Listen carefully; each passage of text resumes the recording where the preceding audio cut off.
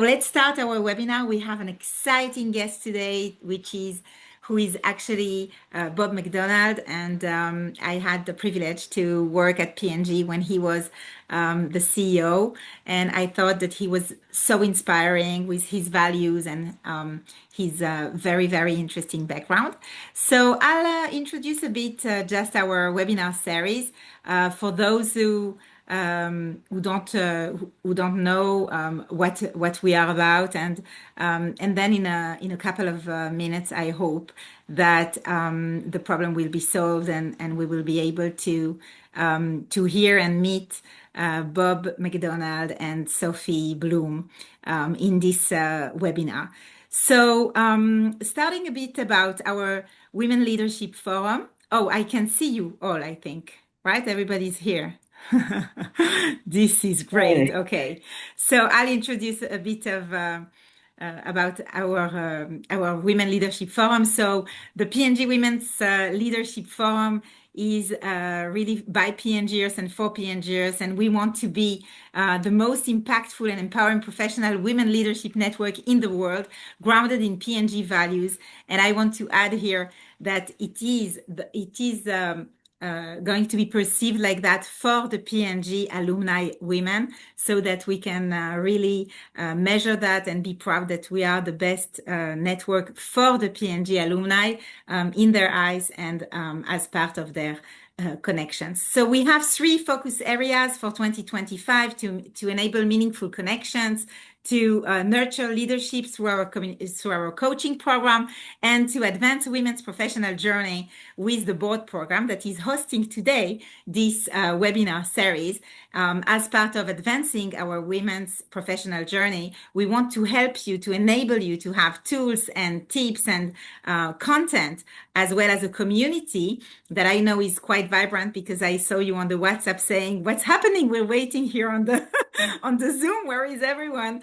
So I'm very happy to have that. And this is actually the last webinar of 2025. And as you can see, we had quite a few. And in this year-long series, we really have great insights from board members, chairpersons, headhunters.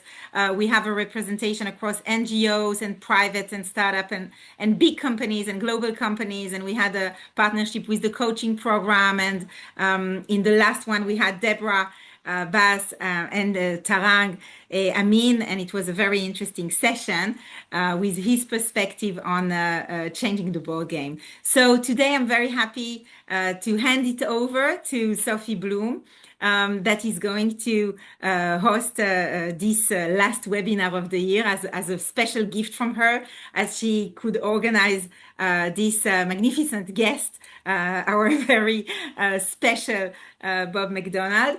And I'm very proud of this for 2 reasons. One is that Sophie was my boss for many years and a very dear friend to my heart. She's so inspiring. She's been a mentor and a leader, a role model for many of us. She was the CMO of Europe at P&G. She led, I think, something like 5,000 marketeers, and did a lot of the things. And I had the privilege also to work with her in the past few years, also in strategy, consulting, marketing, and investments and all kind of stuff. So I'm very happy to hand it over to you, Sophie, and I hope I didn't forget anything. So please go ahead. The floor is yours. Thank you so much, Rebecca. It's a great, great honor to moderate today Fire Chat with Bob. Bob, huge welcome, huge welcome. So excited and so happy to have you, I mean, for everybody here, I think it's important to have in mind, very few leaders actually have navigated Fortune 50 boardrooms, nonprofit mission, the institution of government services. And Bob did it all. I mean, he led P&G as CEO, he served as Secretary of Veterans Affairs, and today he's very involved with multiple boards, including some that are very dear to our heart, like Every Cure, an amazing nonprofit whose mission is simply to save and improve life by repurposing drugs. And not only that, he has been recognized by many prestigious awards.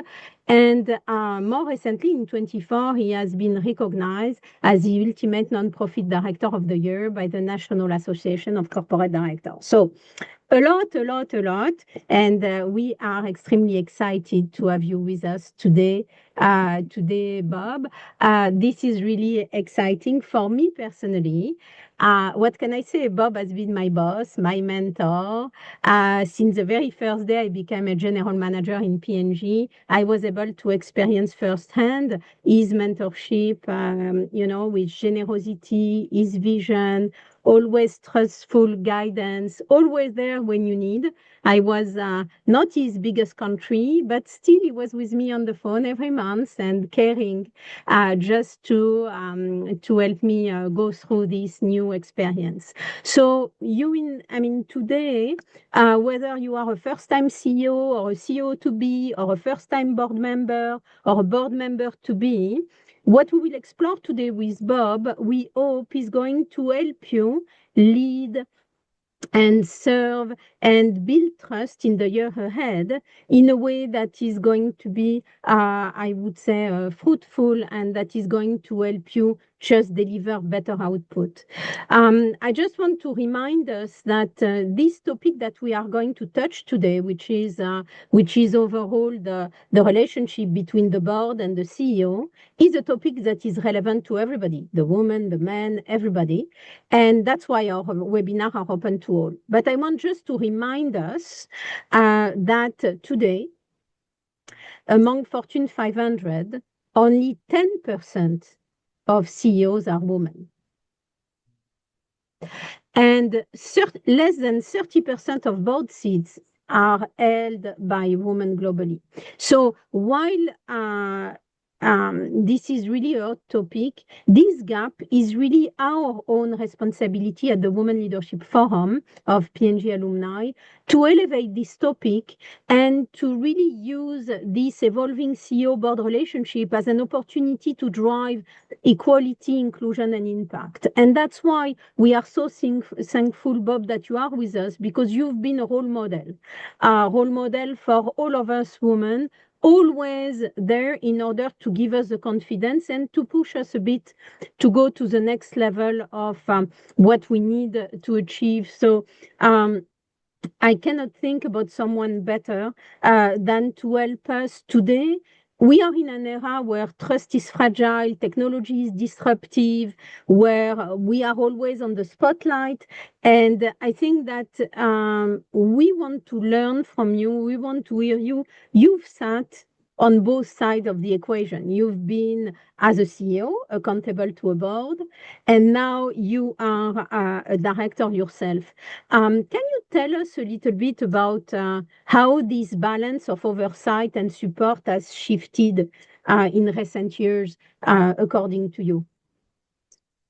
Well, thank you, Sophie. It's just a thrill for me to be with you all, and I want to start by apologizing for being a little bit late. I had trouble with the technology. I seldom do that, but I did today.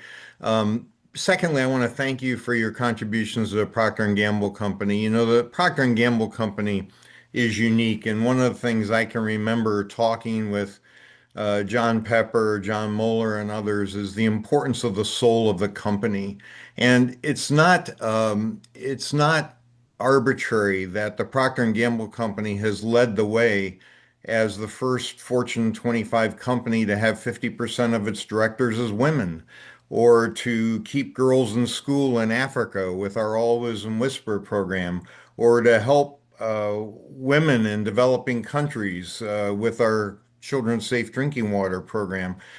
These are things that are critically important to the company. It's about fairness, and or the first company in the world to have a license to employ women in Saudi Arabia. These things are all incredibly important, because of course that's fair, but also because the majority of our products are used by women as well. So if we don't have leadership which represents our consumers, chances are we're not going to be empathetic to them.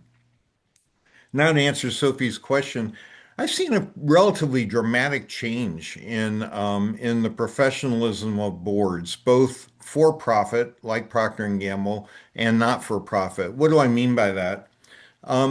it really started about the time that Sarbanes-Oxley was passed in the United States. That's a law in the United States that required more thorough reporting and more frequent reporting from for-profit companies. As a result of that, there was a trend to professionalize the board.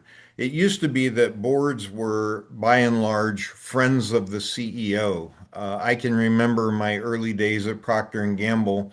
Generally, the way you got on the Procter and Gamble board was you applied and you were a friend of the CEO. And the CEO then worked you through the governance committee and got you on the board. By the time I left the board at Procter and Gamble, it was very different. We had what I call a skills matrix, and if you're on a board today, your governance committee chances are has a skills matrix where you're looking for very specific skills, very specific demographics in order to fill a seat. Well, that professionalism that's occurred in for-profit boards has also been mirrored in not-for-profit boards. One of the boards I'm on right now, I'm in the process. I was asked by the founder of the board, Senator Elizabeth Dole, to help professionalize the board. What did that mean? Well, we had to change the board members because we had to go from friends of Elizabeth to more professional board members who met the matrix of skills that we needed. We had to put in place a governance committee so that we had some frequency with which we met, so that we filled out our Form 990 correctly. We had to put in place a strategy. We didn't have a strategy prior to that. We had to put in place a development program because prior to that development program, we were basically going out and raising money and then spending the money immediately. We had no endowment. And what you need with a nonprofit, of course, is an endowment where the interest or rewards of the endowment can pay for the operations. So again, a trend to professionalize both the for-profit and not-for-profit boards. Thank you for this perspective. So it's a little bit getting to our skill and professional development area. Now, are you seeing in that same, I would say, vibes that there are today some specific pressures that are on board where it is more focused today versus in the past, for example? Well, certainly there are all kinds of external pressures. You've got governmental pressures. You've also got, as we all know from Procter and Gamble, activist investors who are constantly watching. You've got, in the case of nonprofits, you've got things like Charity Navigator and others which rate your nonprofit on how much money it spends of what it takes in. So the effectiveness of your effort.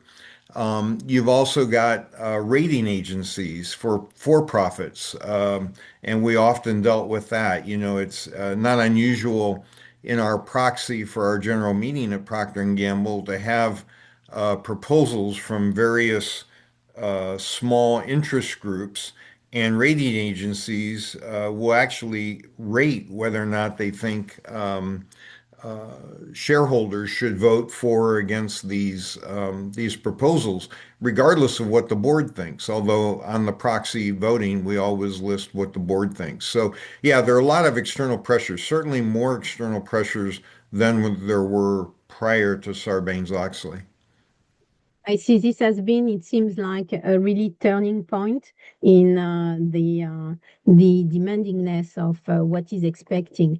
I wanted just to also mention to all of you, we have time for Q&A, of course. You have in the webinar, in the bottom, a Q&A section. Please don't hesitate to put your questions so that we can overall leverage also what is interesting for you and put this over there. In the meantime, continuing to build on this pressure and the relationship between the board and the CEO.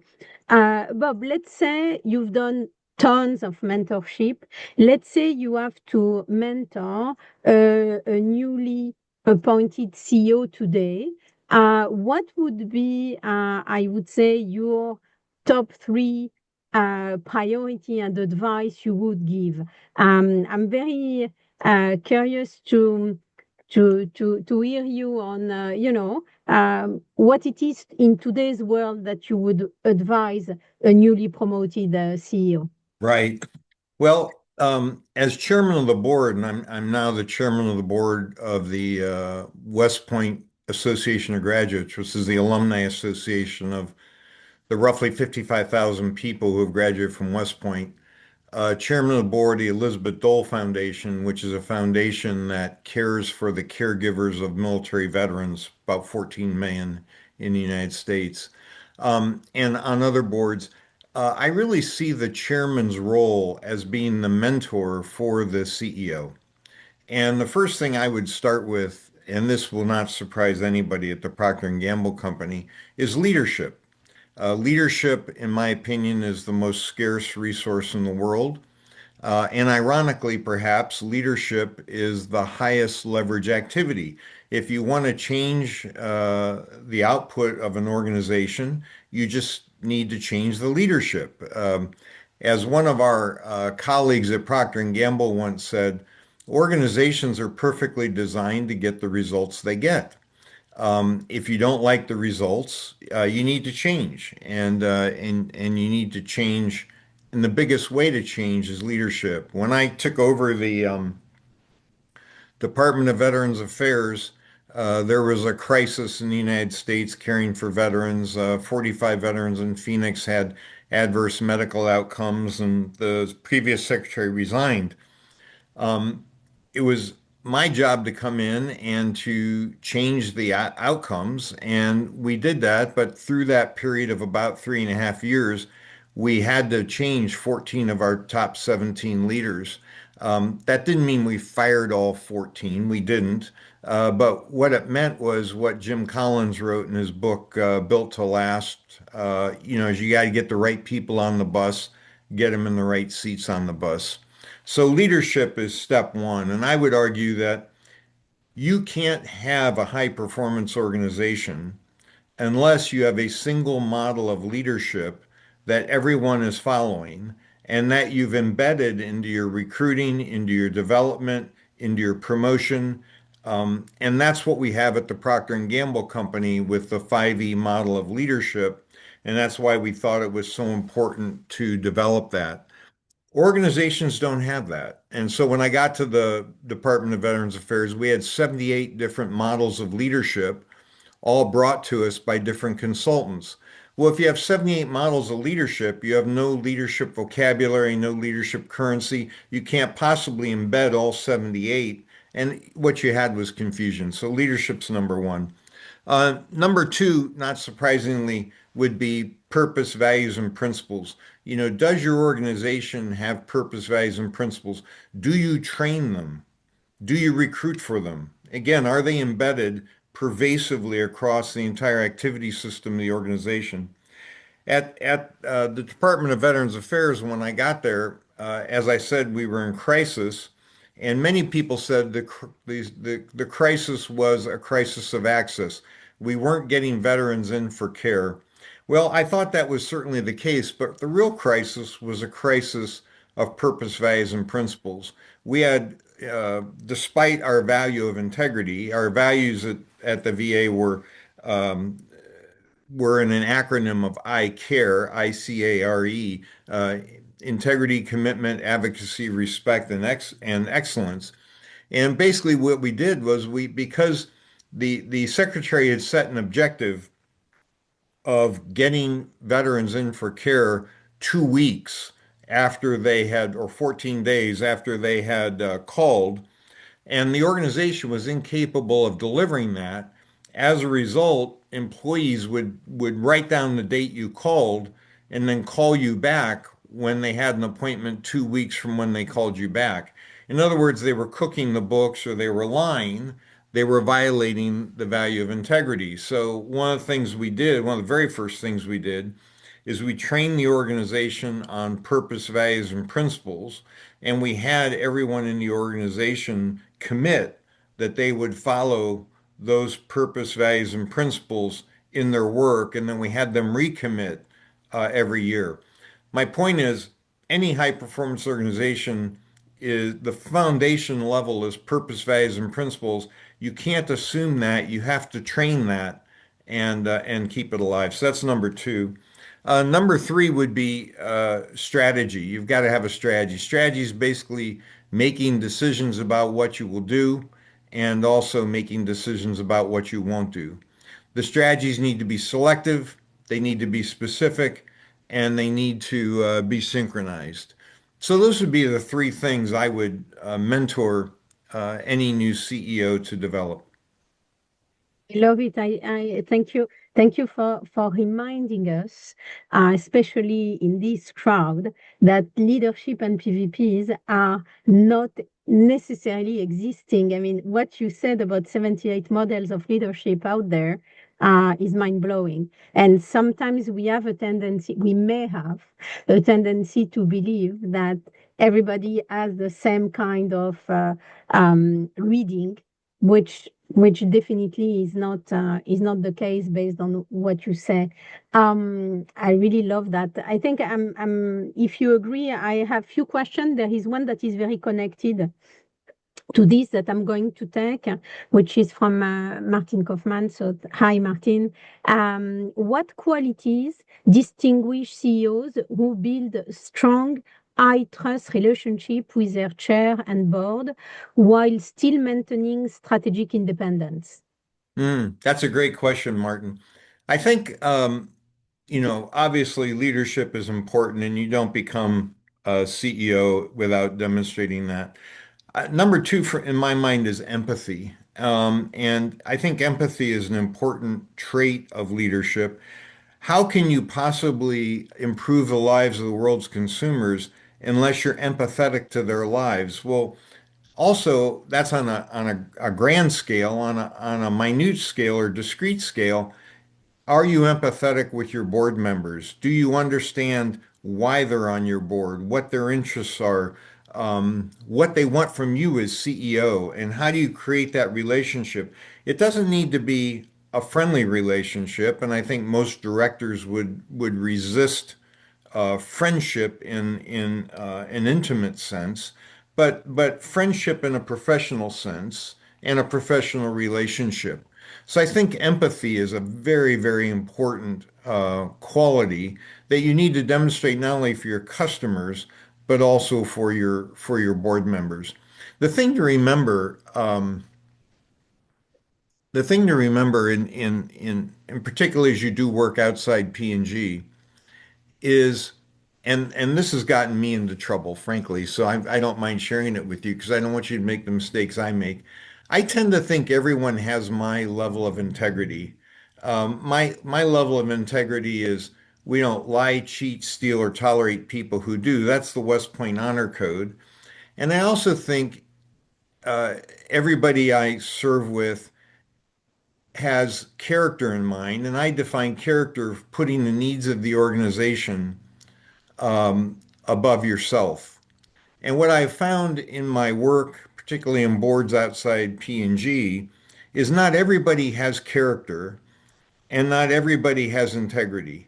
So you have to be a little bit careful coming from a P&G world where the majority, or a West Point world, or a United States Army world, where most of the people have character and integrity, and assuming other people have that. It's a mistake I've made. The mistake has been painful at times. It's created disappointment, but it's something you've got to be aware of. That's so helpful. Thank you so much. I'll take another question and then we'll continue also the conversation. So we have one that is related from Anne Longmoon. Do you believe CEOs who have board roles make greater CEOs and vice versa?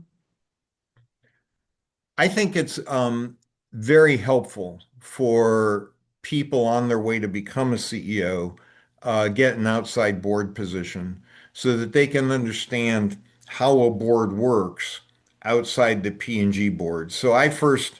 I took over for John Pepper on the Xerox board while I was vice chairman of global operations. So about the time I came back from Brussels in 2004, and I didn't join the P&G board until I became CEO in 2009. So I had 5 years of board experience on a relatively large company before I got on the board. I think that's really, really helpful. To the degree that you can triangulate your board experience with the P&G experience is very, very helpful. Although I will say that the P&G board is one of a kind in terms of its professionalism and the quality of the people that we get as directors. And that shows up in the business results. Yeah, I mean, as we always say, I mean, we shouldn't consider what we are living within P&G, board or internal, as a standard outside. That's why some of us sometimes are surprised, I would say. Well, we also learn that everything we learned at P&G is so terribly applicable to all the other organizations we're joining. It's a little bit like what Paul did at Unilever, which he just employed the P&G playbook. I understand. Now, if we have one question that is coming, but I think there is something that I got asked a lot as far as our session is concerned, which is, you have led one of the most, I would say, successful, but also complex and challenging organization in P&G, and you have led also. Several others, I would say, in terms of board membership. I mean, what did you learn, or what can you share or advise us on aligning the board around the long-term vision while managing the short-term pressure? I mean, I think this is a question we always ask ourselves, no matter which level in the organization. And we always like to, to get a bit some of the tips you might give us. Well, I think it's a great question, and as you suggest, it's a perpetual question, no matter your level in the organization. John Moeller and I would often ruminate that would we be better just not doing quarterly guidance? Because Yeah. the Procter and Gamble company is famous for doing the right thing over the long term, and it's served the company well.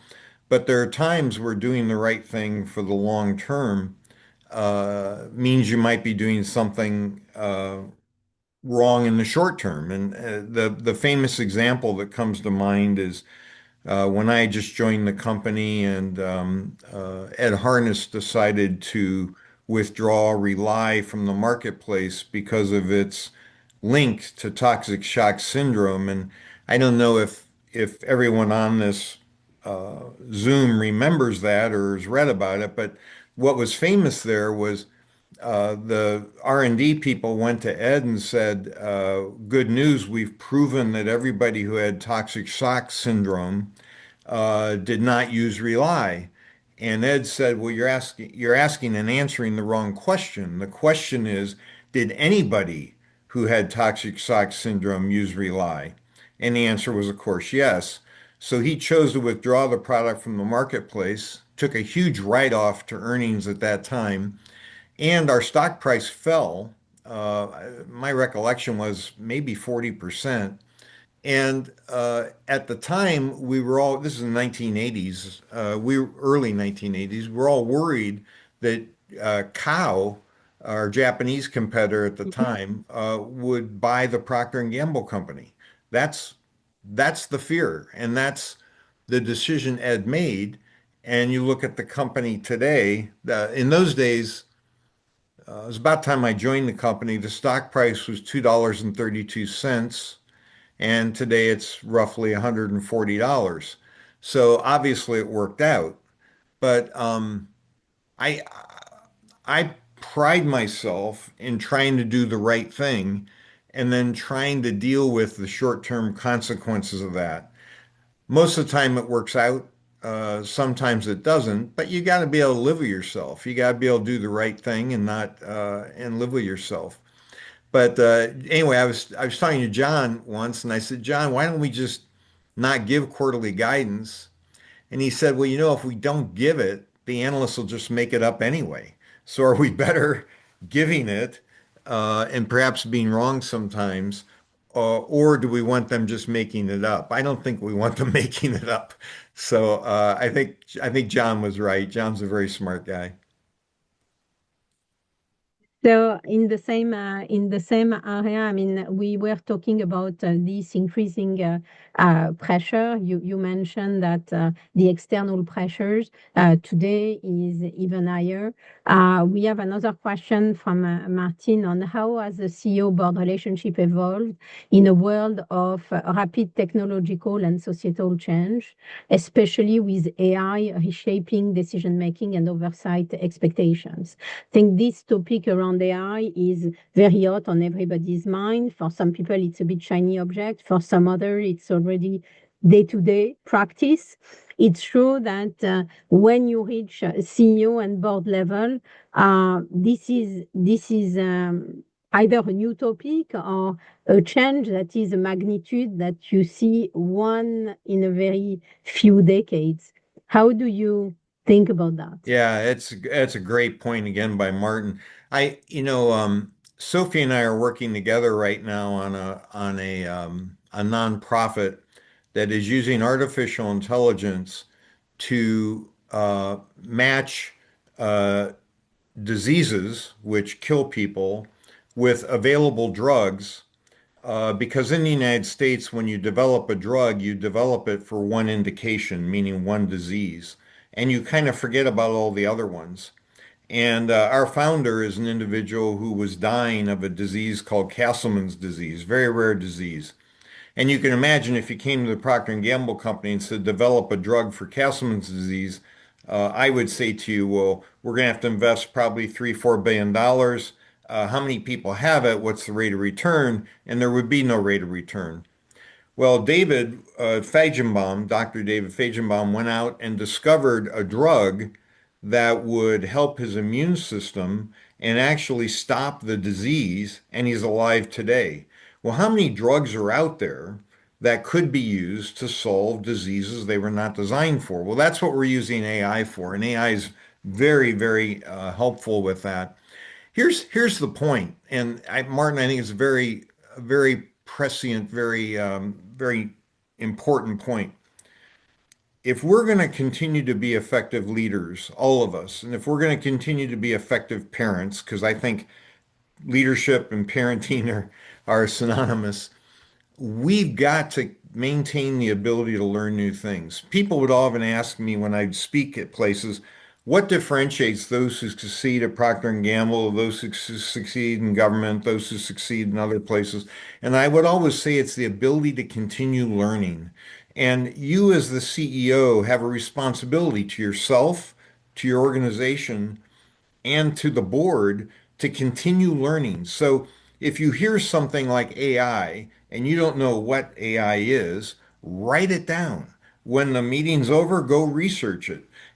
Quantum computing, which is going to put AI on steroids, is another thing. And think of quantum computing going from the ones and zeros that are the analog computing we do today to an infinite number of choices, not just ones and zeros. So it can be very fast.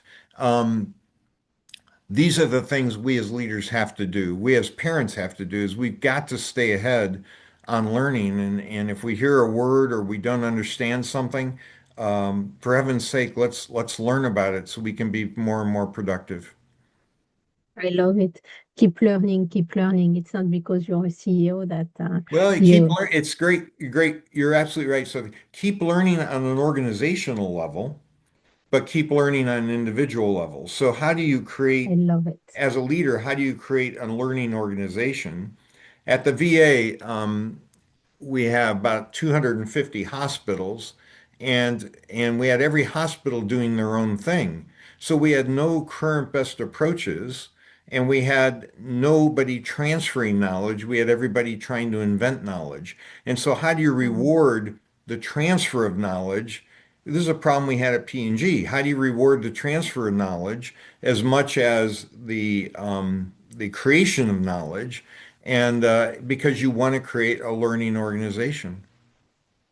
In that same line of thought, with what you are seeing today, are you seeing a regular pattern on some biggest blind spots of new CEOs?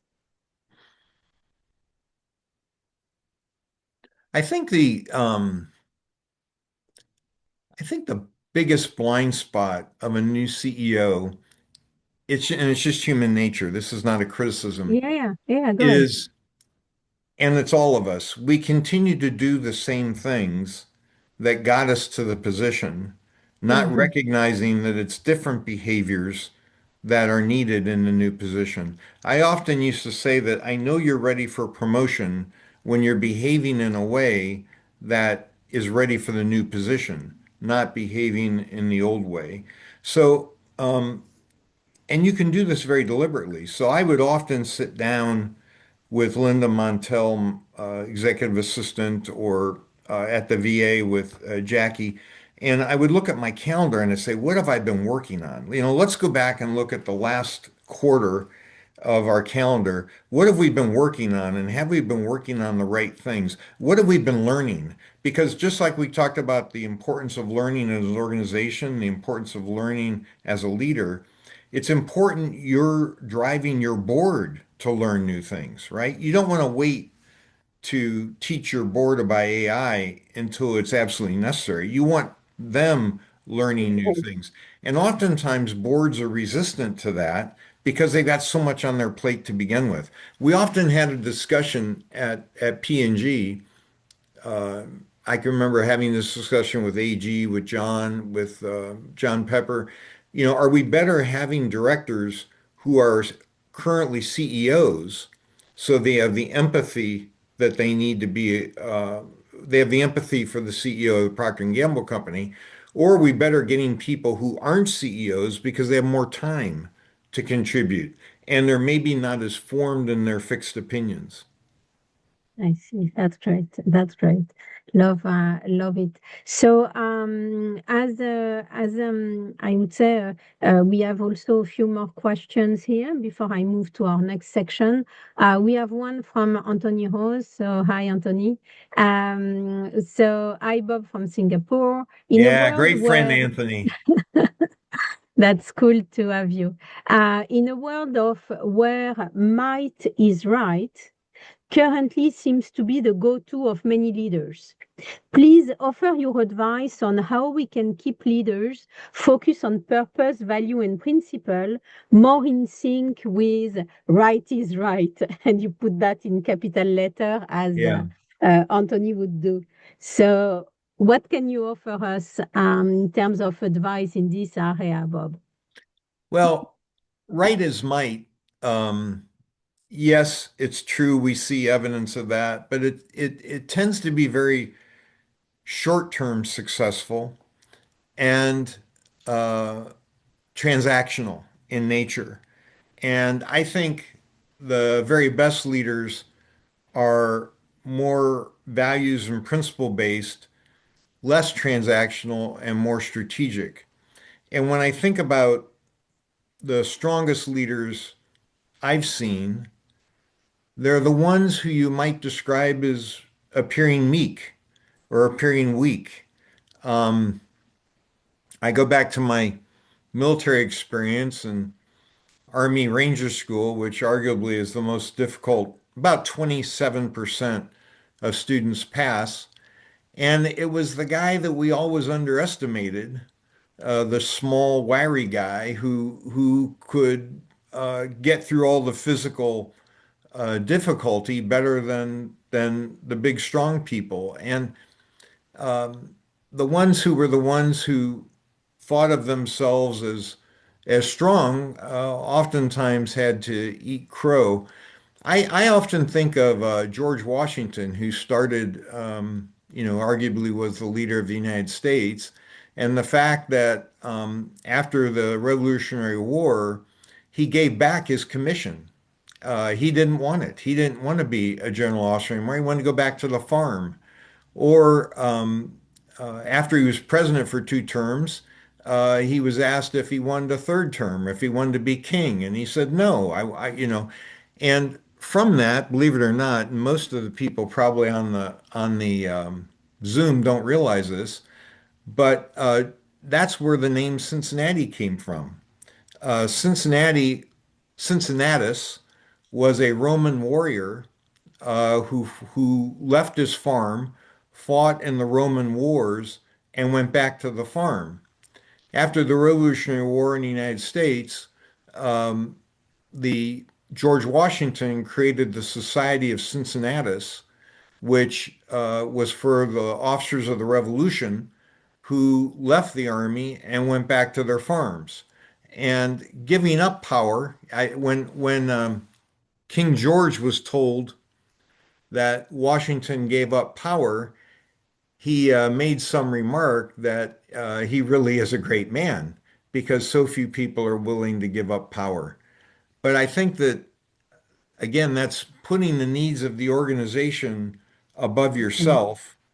And by the way, that's where the name for Cincinnati comes from, is from the Society of Cincinnatus.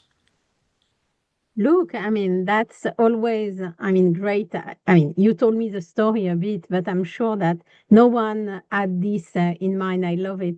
As we are putting, I mean, we are serving a mission that is beyond ourselves. I'm a bit, as you were referring to level 5 leadership of Collins. I think when we consider, I would say, today the role of a board member, because you are chairman, but you are also a board member. We have in the audience people that are aspiring to be, or people that are just new in that position. The same way I ask you a little bit about the what would be your three, I would say, guidance, advice, mentorship for a newly or an aspiring board member, a CEO. What would it be for a board member? And do you have the impression that there is a difference between non-profit and profit? Give us a bit of perspective on this area. If I want to join a board and a non-profit one, a profit one, what guidance, advice you Sure, would give me? sure. Well, first of all, let me offer my help to anyone who's in the alumni chapter or on this Zoom. If I can help you in any way, please let me know. I often get the question of, can I help someone become a director of a company or a nonprofit? And my response, uh, developed over many years, is this, which is number one, first figure out what your passion is. There was an author named Angela Duckworth who wrote a book um, many years ago called Grit, and it was passion times perseverance is grit. And as the distinguishing leadership quality that separates those who succeed from those who don't. So passion is incredibly important. Find an industry that you're passionate about. That's number one. Number two, find some companies in that industry where you may share their purpose, values, and principles. Um, Choosing a board where you share purpose, values, and principles is incredibly important.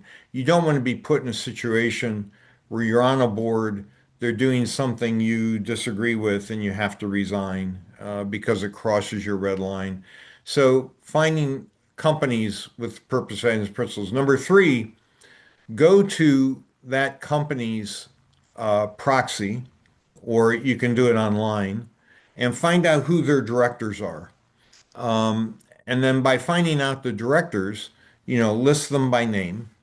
Then think about, do you know anyone who knows any of those directors?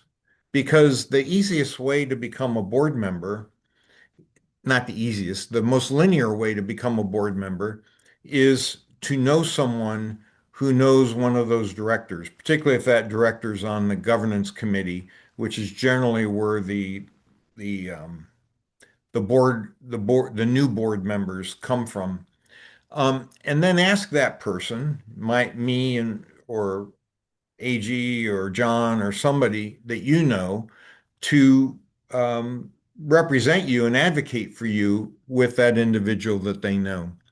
Um, the one thing I can kind of guarantee is if you just send a letter to the company and you say, I want to be a board member, no, it's not going to work. I mean, I can't tell you the number of letters we would get at Procter& and Gamble from really well-known, outstanding people, but we didn't need their skills. We didn't need what they wanted, and it seemed like they wanted to be part of the board for the wrong reason. They wanted to be part of the board for they wanted to be part of the board for the income or for the notoriety rather than to improve lives. So those would be the things I would do. And as I said, I'm happy to help anyone who wants to do that. That's wonderful, as always, as I said, generosity and vision. In that same vibes, as we are ending to the end soon, do you see we have a question from Amaury here, Amaury Merchandise. How do you see the evolution of ESG priorities with top board company with current context? I mean, there is a lot of discussion going on sustainability or Yes. DI or equality, all this. I mean, it's a bit confused. I mean, it creates a lot of confusion and might also challenge new board member or new CEOs. Yeah, I couldn't agree more that when I see, you know, politics change globally, and politics is a little bit like the pendulum in a grandfather clock. It may go too far one way, and then according to Newton's law, there's going to be an equal and opposite reaction the other way. It very seldom settles in the middle. But some things, in my mind, are irrefutable and immutable. I was alive when MTV became the first global network. In my mind, in many ways, that was the first, most conspicuous evidence of globalization. Globalization is not going to stop. It's not going to stop. I'm looking at my son who's married to a Filipino, half Filipino, half American. I'm and I'm looking at, race designations are going to no longer matter. Are you Caucasian? Well, I don't know. I mean, you know, what nationality are you? What languages do you speak? I think that things like globalization, things like ESG are not going to change. They may slow down, they may speed up, but they're not going to change as long as we're polluting the environment and the level of water is rising around the world, the level of the oceans.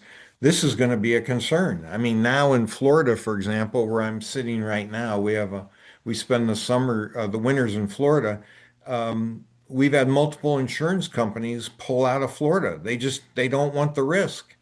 And insurance rates have gone up dramatically because people living near the coast are getting swamped with water. So I think it's important to step back and maintain the long-term look and try to figure out how to maneuver during the short-term government changes. For example, tariffs in the United States. in my opinion, ridiculous policy when you look back at the 1930s or 1929 and you read about Smoot-Hawley and all the tariffs that led to the Great Depression. But anyway, I don't want to make this political. I'm just making it economic from the Procter& and Gamble point of view, even though I don't represent the company any longer. No, fully understand. One more question that is very interesting also as we are in the P&G Women Alumni Forum. So it's a question from Jose Baldan. Back in 17, when I worked at GE Global Operation in Cincinnati, I asked GE Vice Chair Beth Comstock during a GE veteran conference whether she thought there would be a female GE CEO in her lifetime. Beth was very clear to answer yes. Since then, GE broke into three pieces, resulting in three male CEOs. P&G has just selected one more male. Do you think we will ever see a female CEO at P&G in our lifetime?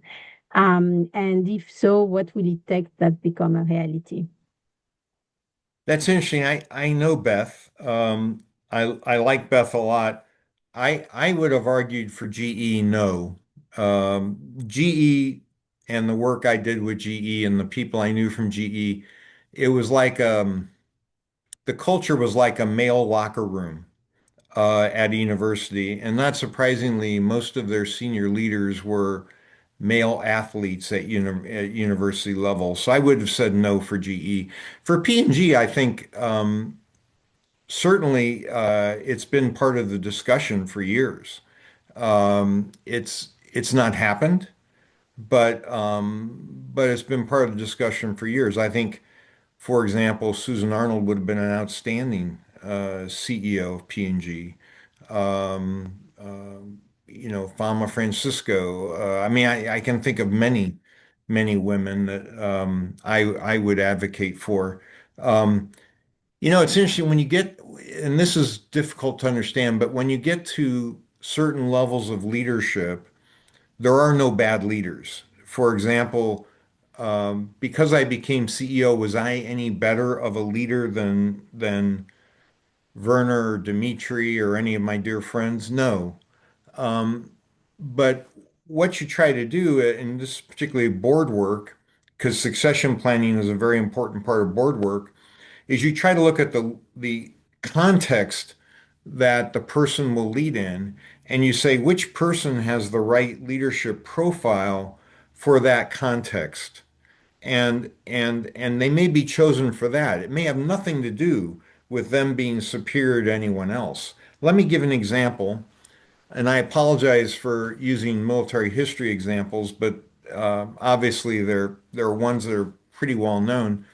When it came to the invasion of Normandy in World War II, many people thought George Patton should have been selected to command the American soldiers in the invasion, but Patton would have been a disaster because he was terrible at strategic alliances. He had a way of making everybody mad. And Dwight Eisenhower was chosen, even though he had never been in a battle, but he was chosen because strategic alliances were his strength.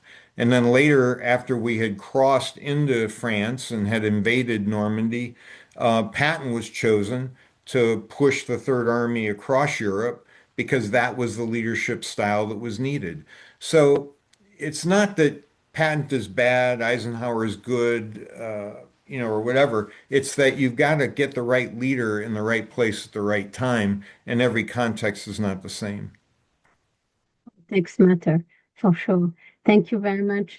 Thank you very much for this perspective. Okay, we are going to end soon. I'm going to ask you if you're okay to play a little game with me. Surely. Uh, I'm going to ask you a question and you answer with one, two words so that we have a bit of, I would say, so one word to describe the ideal CEO board relationship today.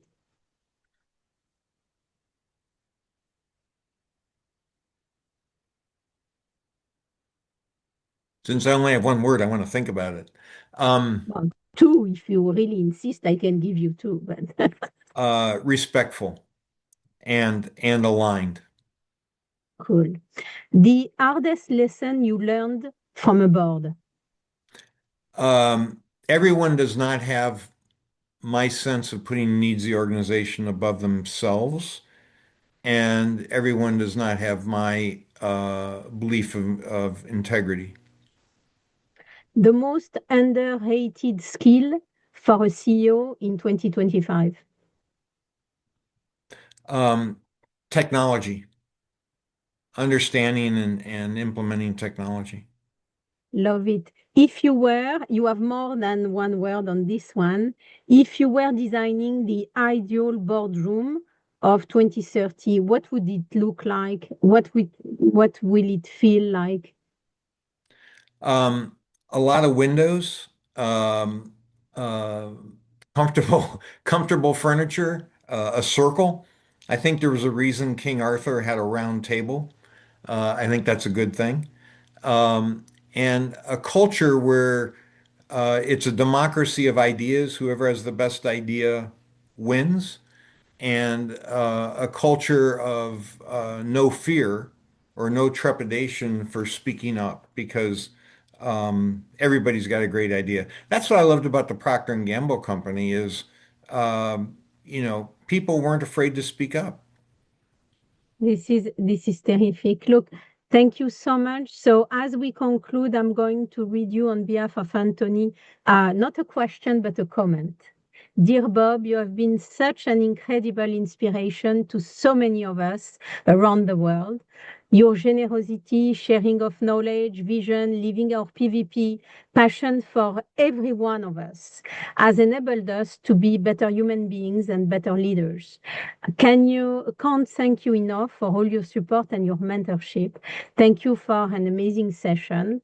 I mean, what I want to say that he wrote that on behalf of all of us. Bob, it has been a phenomenal opportunity to have you with us. I think when we prepared, you told me you wanted to potentially ask a question to the audience. You wanted to get some perspective. So if you want to ask a question and people can answer in the Q&A. I don't want to close today without giving you this opportunity because you have given us so much. So do you have something you want to ask us? You wanted to tell us something? Well, I just want to offer, Sophie, that anyone who I can help, please don't hesitate to contact me. My email address is ramwp75@gmail.com. And if you didn't write that down, you can get it from Sophie. Separately, I'd like to share with you a case study that was done on my time at the Department of Veterans Affairs, and you'll see the application there of many P&G leadership principles.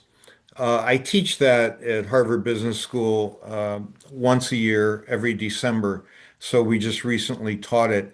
But I'll send it, Sophie, if I send it to you, can it get out Yeah, to everybody? yeah, of Okay, I'll course, of send it course. to you. We're going to send all of that. Wow, this is a terrific gift for the end of the year. I mean, you were definitely our gift of inspiration, and now that you are also equipping us with even more, I would say, tools and very actionable tools. It's just magic. I mean, that's really terrific. Thank you so Well, I much. think may I close with one comment? I think Of that, and course.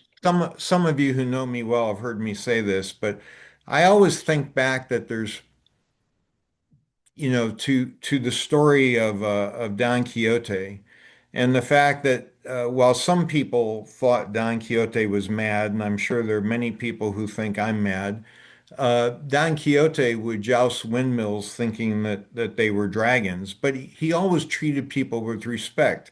And he took a prostitute or barmaid by the name of Aldonza and treated her like a princess and called her Dulcinea.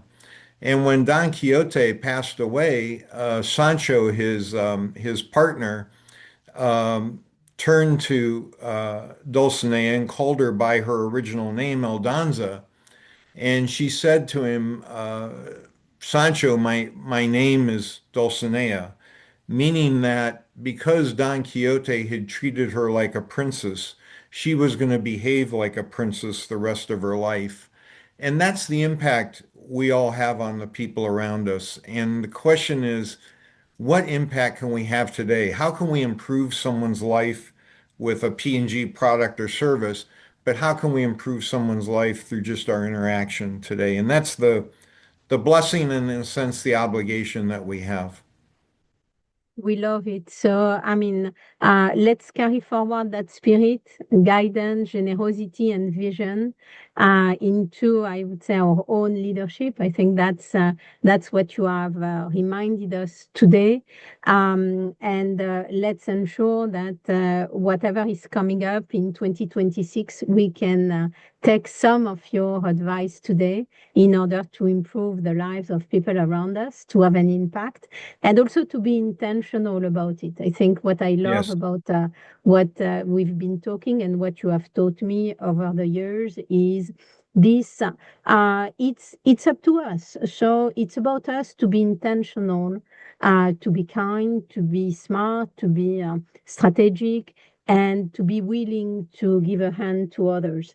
And I think this intentionality you've taught me very young, and I always carried it with me. And today is again another, I would say,